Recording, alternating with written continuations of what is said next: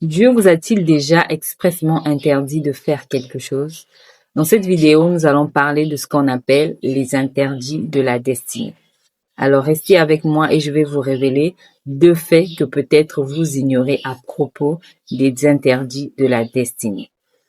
Likez cette vidéo, laissez un petit commentaire, enregistrez-la, peut-être que vous auriez besoin de la revoir et envoyez-la à quelqu'un qui a besoin de l'écouter.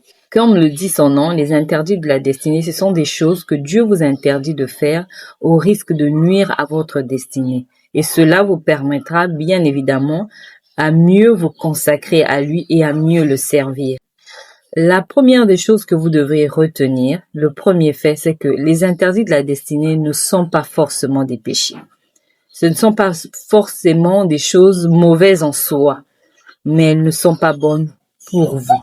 La deuxième des choses que vous devrez savoir, c'est que arrêtez de généraliser les interdits que Dieu vous donne. Si Dieu vous a interdit de faire quelque chose, ne le généralisez pas. Les seules choses qui sont générales ou qui sont applicables à tout chrétien, c'est ce qui est contenu dans la parole de Dieu.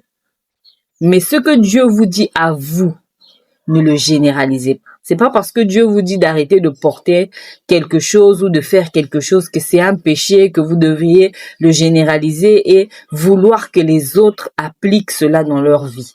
Non. Ce n'est pas bon pour vous, mais ce n'est pas forcément mauvais pour les autres.